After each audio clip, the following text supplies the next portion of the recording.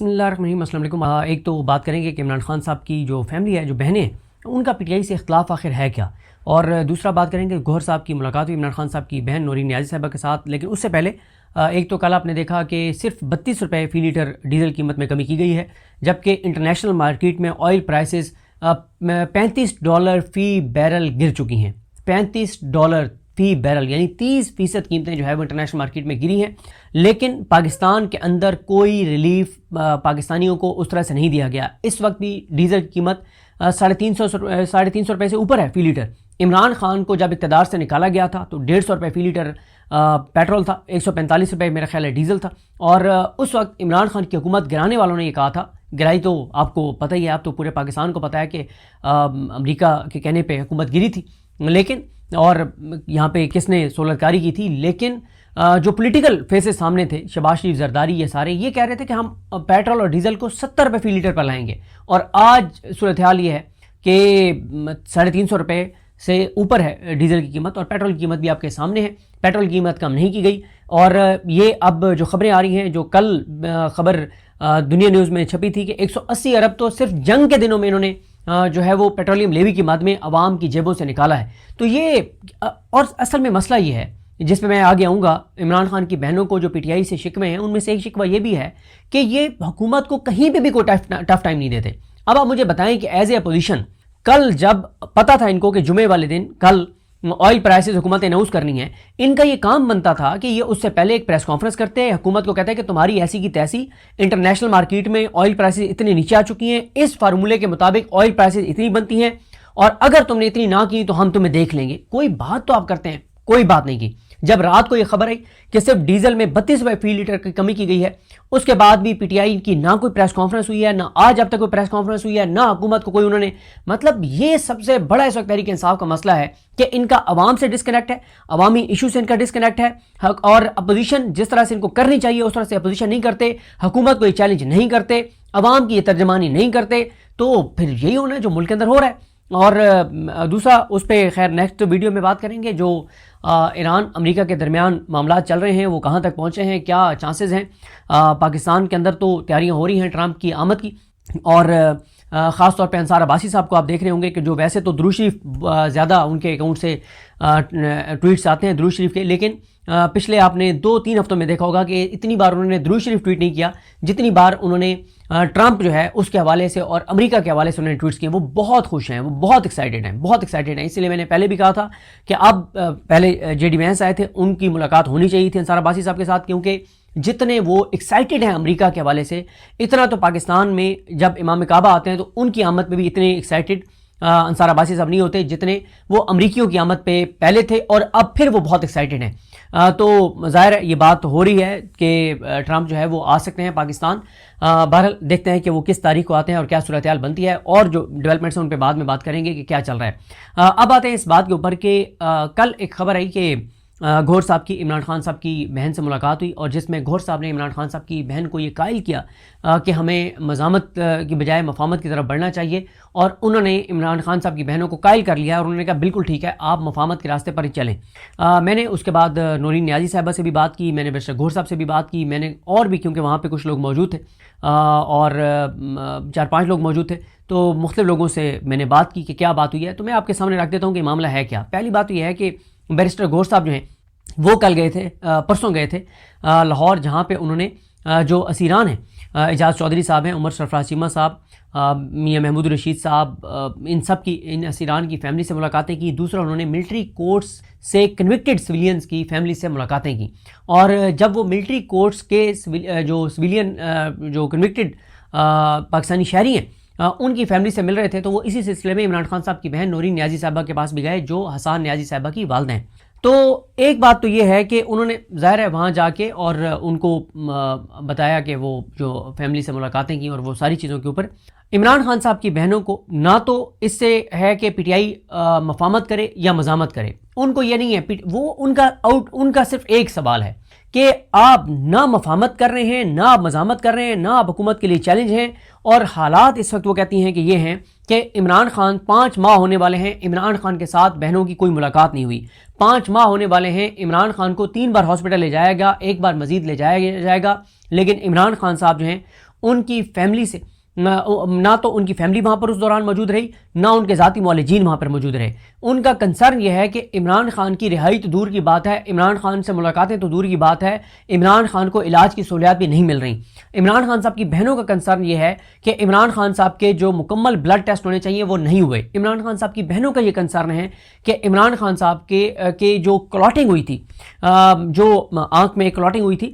تو وہ کلاٹنگ ہوئی کیوں، اس کو ڈائگنوز نہیں کیا گیا۔ عمران خان صاحب کی بہنیں یہ سمجھتی ہیں کہ عمران خان صاحب کا شفا انٹرنیشنل میں جو مکمل ٹیسٹ ہونا چاہیے تھا، چیک اپ ہونا چاہیے تھا، وہ نہیں ہوا۔ عمران خان صاحب کی بہنیں یہ کہتی ہیں کہ ان کی جو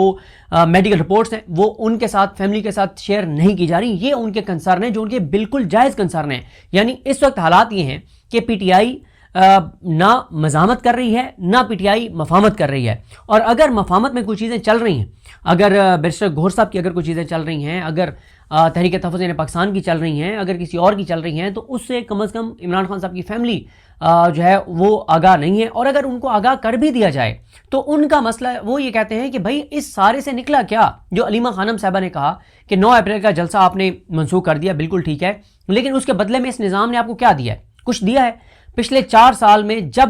پی ٹی آئی سے وعدے ہوئے، کیا کوئی وعدہ پورا ہوا؟ ہر بار ڈیسیو کیا گیا، ہر بار دھوکہ کیا گیا۔ آپ ایک اور چیز دیکھیں کہ جب پاکستان اور بھارت کی جنگ ہوئی تو ہر پاکستانی کو پاکستان کے ساتھ کھڑا ہونا چاہیے تھا، اس میں تو کوئی شک ہی نہیں ہے، اور پی ٹی آئی بھی کھڑی ہوئی، بالکل ٹھیک ہے۔ اچھا، اس کے بعد پاکستان نے انڈیا کا جہاز گرایا، ایک خوشی تھی، پوری قوم ایک پیج پر آ گئی۔ اچھا، اس کے بعد جس کا ایوریج آئی کیو لیول بھی تھا نا، اور جس کے اندر کوئی 3% بھی حب الوطنی تھی، اس نے بھی یہ کہا کہ اب آپ دیکھیں گے کہ پاکستان کے اندر حالات بہتر ہوں گے، جبر، بربریت، فسطائیت اور یزیدیت کا خاتمہ ہوگا۔ اب تھوڑا سا احساس ہوگا کہ اس وقت پوری قوم ایک پیج پر ہے، ایک پوری قوم متحد ہے، تو اب پاکستان کے اندر جو جبر اور بربریت ہے اس کو کم کیا جائے، اپنے لوگوں کو قریب کیا جائے۔ یہ ہمارے ہی لوگ ہیں، یہ پاکستانی ہیں، اور انہوں نے ثابت کر دیا ہے کہ ان کے لیے سب سے پہلے پاکستان ہے۔ لیکن اس کے بعد کیا ہوا؟ کیا پی ٹی آئی کے لیے کوئی آسانیاں ہوئی؟ نہیں، پی ٹی آئی کے لیے مشکلات بڑھ گئیں، عمران خان کے لیے مشکلات بڑھ گئیں، عمران خان کی آئسولیشن بڑھ گئی، بشریٰ بی بی کی تکلیف بڑھ گئی، اس کے بعد عمران خان کی آنکھ کی بینائی چلی گئی، اس کے بعد بشریٰ بی بی کی آنکھ کی بینائی چلی گئی، اس کے بعد عمران خان کی بہنوں کی ملاقاتیں بند ہوئیں۔ تو اس وقت کے بعد چیزیں پی ٹی آئی کے خلاف زیادہ خراب ہو گئیں۔ اچھا، اسی طرح سے اب بھی مسئلہ یہ ہے کہ یہ جو ٹاکس پاکستان کے اندر ہو رہی ہیں، تو ظاہر ہے ہر پاکستانی کو اس بات کی خوشی ہے کہ پاکستان کا ہر جگہ نام آ رہا ہے، لیکن جو حکومت کے قریبی اور یہ جو ٹاؤٹس ہیں وہ جب یہ تاثر دیتے ہیں کہ یہ جو کچھ اس وقت ہو رہا ہے، اس کے بعد 2-3 شخصیات بہت مضبوط ہو جائیں گی، اور اس کے بعد وہ عمران خان کو مار بھی دیں گے تو کوئی ان کا کچھ نہیں بگاڑ سکے گا، اور امریکہ کے اتنے مزید قریب آ جائیں گے کہ پاکستان کے اندر وہ جو مرضی کریں گے ان کو کوئی کچھ نہیں کہے گا، اور اس کے بعد اگلے 10 سال تک بھول جائیں کہ ملک کے اندر کوئی اور آئے گا، یہی نظام چلے گا۔ تو اس کا مطلب یہ ہے کہ پھر آپ پاکستان کے لیے، آپ اس کو پاکستان کے لیے نہیں سمجھتے، آپ اس کو چند شخصیات کے لیے سمجھتے ہیں، تو ظاہر ہے پھر اس کا ریئیکشن آئے گا، پھر لوگ جو باتیں کر رہے ہیں پھر وہ لوگ وہی باتیں کریں گے۔ تو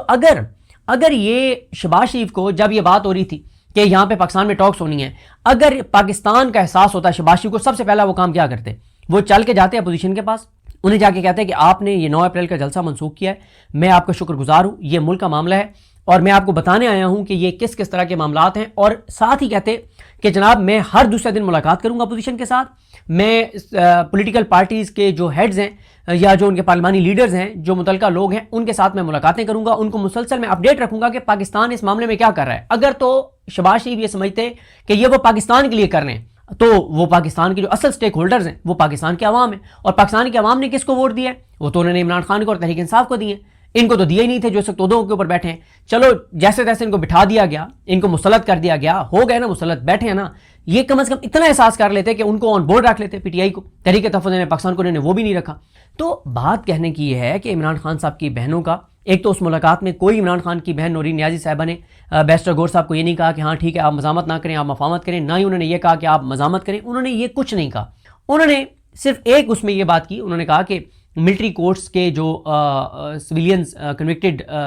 لوگ ہیں، اس میں انہوں نے کہا کہ آپ حسان نیازی کو چھوڑ دیں، باقی جو ہیں جو بالکل عام پاکستانی، بالکل عام، جن کا کوئی ان کا پہلے کوئی ان کا سیاست سے تعلق نہیں تھا، جنہوں نے آگے بھی نہ انہوں نے ٹکٹ لینے ہیں نہ انہوں نے سیاست کرنی ہے، ان کے ساتھ جیلوں میں جو سلوک کیا جا رہا ہے، جو ان کو اپیل کا حق دینے کے لیے قانون سازی ہونی تھی، جو سپریم کورٹ کے فیصلے پہ عمل درآمد ہونا تھا، انہوں نے کہا کچھ بھی نہیں ہوا، انہوں نے کہا ان کی اپیلیں نہیں سنی جا رہی، لاہور ہائی کورٹ اپیلیں نہیں سن رہی، کیس لگتے ہیں، بینک ٹوٹ جاتے ہیں، پھر تاریخ نہیں لگتی۔ انہوں نے کہا کہ ایک تو ان کی کیسز لگوانے کے لیے کچھ کریں، دباؤ بڑھائیں، ان کے لیے آواز اٹھائیں، ان کو کوئی آپ وہ دیں، ان کا کوئی احساس کریں۔ انہوں نے یہ ساری باتیں یہ کی۔ انہوں نے کوئی ایسا نہیں کہا کہ انہوں نے نہ تو یہ کہا کہ آپ مزاحمت کریں، نہ یہ کہا کہ مفاہمت کریں۔ یہ معاملہ وہ کہتی ہیں کہ پارٹی کے اوپر ہے کہ وہ جو بھی کریں، ان کو تو رزلٹ چاہیے۔ رزلٹ کیا چاہیے کہ ان کو اپنے بھائی سے ملاقات چاہیے، ان کو اپنے بھائی کی رہائی چاہیے، ان کو بشرا بی بی کا پراپر علاج چاہیے۔ تو یہ ان کے مطالبات ہیں اور یہ مطالبات ان کے جائز ہیں۔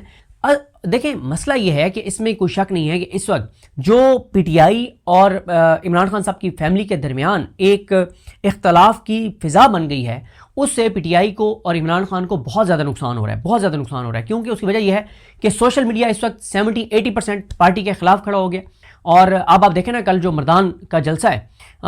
اس کے حوالے سے ایک کمپین پوری چل رہی ہے کہ اس کا بائیکاٹ کیا جائے۔ او بھائی، وہ تو عمران خان نے جیل سے کہا کہ آپ کے پی میں جلسہ کریں، کوئی یہ پی ٹی آئی کی تنظیم کا فیصلہ تو نہیں ہے، یہ تو عمران خان کا حکم ہے، اور اس عمران خان کے حکم پہ ہونے والے جلسے کے حوالے سے سوشل میڈیا پہ کمپین چل رہی ہے۔ اچھا، تو اس لیے ضروری یہ ہے، جو میں سمجھتا ہوں، کہ عمران خان صاحب کی تینوں بہنیں، محمود حسن چکزئی صاحب، علامہ راجہ ناصر عباس صاحب، بیرسٹر گوہر صاحب، سلمان اکرم راجہ صاحب، سہیل آفریدی صاحب، ان سب کو ایک بار بند کمرے میں بیٹھنا چاہیے، ان کو بیٹھ کے ڈسکس کرنا چاہیے۔ جو پارٹی اگر کہیں انگیجڈ ہے، جو ان کی اگر کوئی بات چیت چل رہی ہے، اگر کوئی انگیجمنٹ چل رہی ہے، تو وہ بھی عمران خان کی بہنوں کو بتائیں اور ان کی بھی سنیں، اور آپس میں ڈسکشن کے بعد ایک فیصلہ کریں کہ ہم نے کیا کرنا ہے۔ اس وقت پی ٹی آئی نہ تو مزاحمت کر رہی ہے نہ مفاہمت کر رہی ہے، اور اگر مفاہمت کر رہی ہے تو اس کی کم از کم تفصیلات کسی کو نہیں پتا، اور گراؤنڈ کے اوپر بھی اس مفاہمت کے نتیجے میں کسی چیز کا کچھ پتہ نہیں ہے۔ تو جیسے میں نے آپ کو عرض کیا کہ عمران خان صاحب کی بہنوں نے کوئی ان کو یہ نہیں کہا کہ بالکل آپ مفاہمت کریں، بات چیت کریں، نہ ان کی یہ ڈومین ہے، نہ ان کا یہ اس میں کوئی کردار ہے۔ وہ ان کا پی ٹی آئی سے اختلاف صرف ایک ہے کہ پی ٹی آئی اس وقت اس نظام کے لیے کوئی چیلنج نہیں ہے۔ ان کا اختلاف پی ٹی آئی سے یہ ہے کہ پی ٹی آئی اتنا بھی دباؤ نہیں بڑھا پا رہی ہے کہ عمران خان تک ذاتی معالجین کو ایکسیس مل جائے۔ وہ کہتے ہیں کہ پی ٹی آئی اس وقت اتنی غیر اہم ہے اس نظام کے لیے، اور اتنی وہ ہے بے ضرر ہے اور اتنی گئی گزری ہے کہ وہ کسی معاملے میں ان کو منہ ہی نہیں لگاتے۔ یہ بات ان کی ٹھیک ہے۔ دوسرا ان کا بھی یہ ہے کہ آپ عوام کی بات نہیں کرتے، آپ عوامی ایشوز پہ بات نہیں کرتے، آپ اس حکومت کو، اس نظام کو ٹف ٹائم نہیں دیتے، آپ اس نظام کے لیے چیلنج نہیں ہیں، تو یہ نظام تو پہلے سے زیادہ جبر، بربریت اور فسادیت کی طرف بڑھ رہا ہے۔ تو اس سے تو نقصان تو عمران خان کو ہوگا، باقی تو سب باہر ہیں۔ اس وقت سب سے زیادہ مشکل میں کون ہے؟ عمران خان اور ان کی اہلیہ بشرا بی بی۔ ملٹری کورٹ سے کنوکٹڈ جو لوگ ہیں، وہ 51-52 پی ٹی آئی کے ورکرز گجرانوالہ سے، جن بے گناہوں کو 5-5 سال کی سزا ہو گئی اور 3 سال ہونے کو ہیں، اور عالیہ نیلم ان کے کیس ضمانت کے کیس نہیں سن رہی، کیس نہیں لگا رہی۔ مطلب پھر یہ جو اسیران ہیں، ڈاکٹر یاسمین راشد وغیرہ، یہ تو مسئلہ بات یہ ہے، موسیٰ برق ابھی تک جبری طور پہ گم شدہ ہے، اور وہ جو سلمان اور جنید ہیں جن کو یو اے میں اٹھایا ہوا ہے، وہ آج تک ان کا کوئی اتا پتہ نہیں ہے۔ تو مسئلہ یہ ہے کہ عمران خان صاحب کی بہنوں کا یہ والی بات بالکل ان کی درست ہے کہ پی ٹی آئی کو